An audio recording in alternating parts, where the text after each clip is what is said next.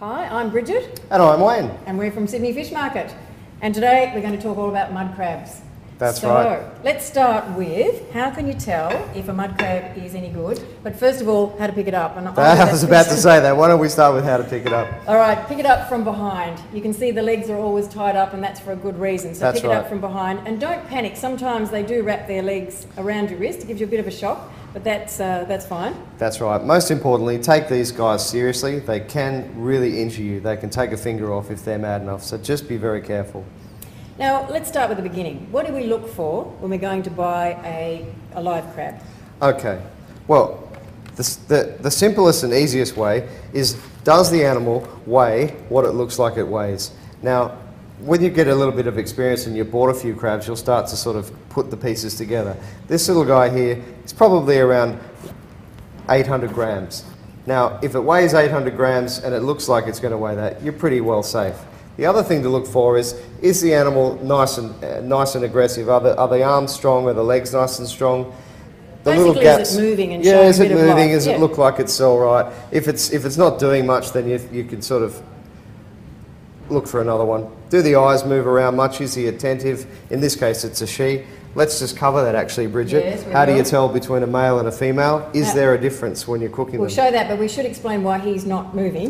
That's probably right. The reason for that is when RSPCA you're will have us. buying mud crabs, you should be buying them live. So what do you do with a live mud crab? The best thing to do is to follow the RSPCA guidelines and pop it into the freezer. So about 45 to 60 minutes in the freezer, not long enough to freeze it, but just enough to send it quietly off to sleep. So that's what's right. happened to this one. So let's have a look at this one and you'll be able to tell the difference. So here, this one's got a V-shaped flap.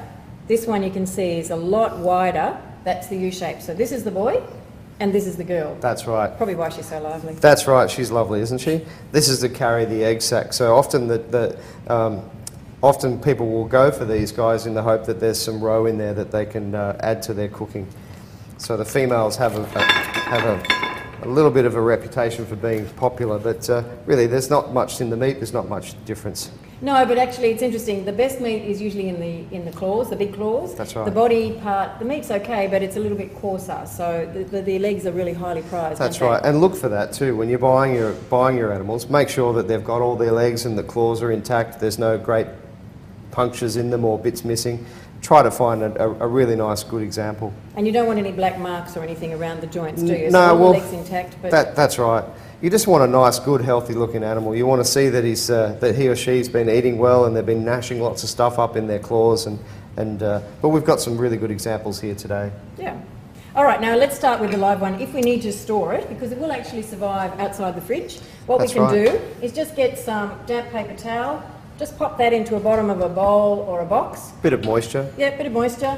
And then to stop the crab getting too distressed, just get a damp cloth or tea towel and pop that over the top, and that will just cut down the light and stop them being too agitated. Keep them in the dark, that's very important. The light tends to throw them. And you can throw it in the laundry. It doesn't need to be in the fridge, just somewhere sort of damp and cool. Yeah, a couple of days. Yeah, not hot, just damp and cool. You get a couple of days. Yeah, get a couple of days out of it, so you don't need to refrigerate it. So that's the best way to store it. And then when you're ready to cook it, pop it into the freezer, so to do that bit.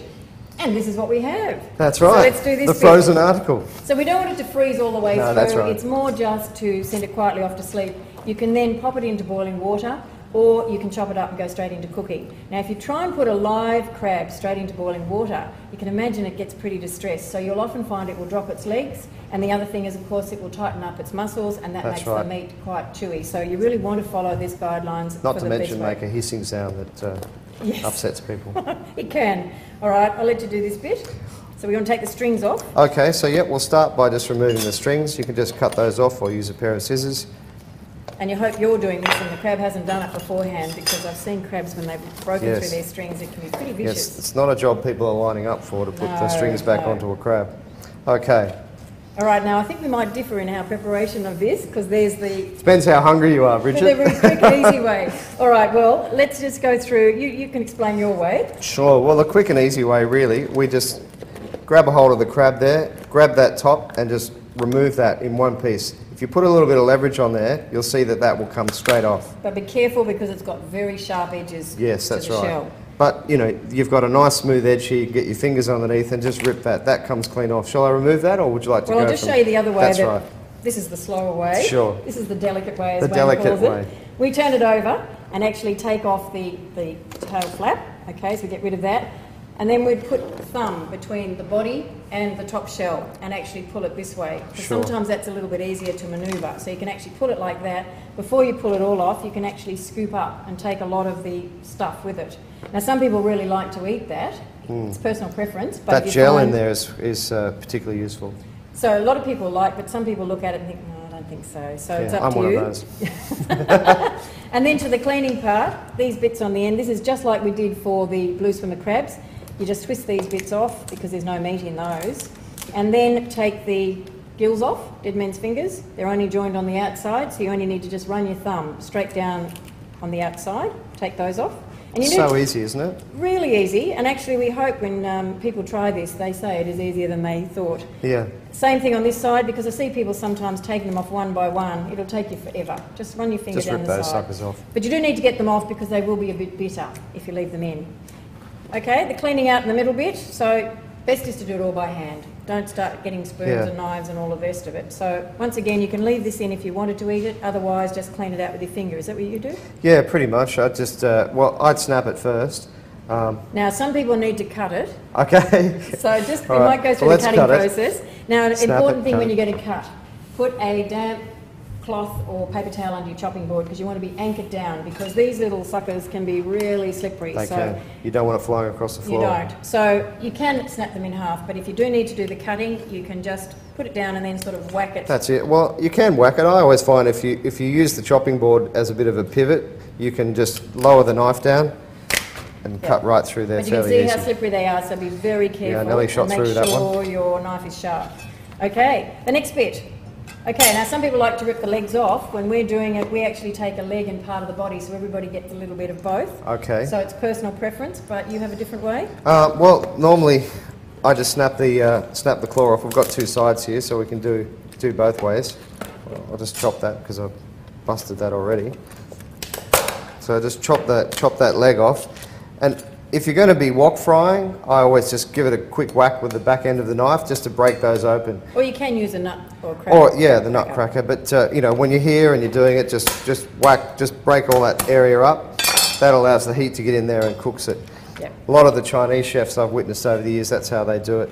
Segment it here. You've got two legs. Just run the knife straight through the middle. And follow the contour of the crab, because have a look at this. This is the natural slope. So when you're cutting, make sure your knife follows that contour, because I see a lot of people going this way. They go up over the high side, and then they come down on the low side, and then the handle hits the chopping board before they can actually cut through the meat.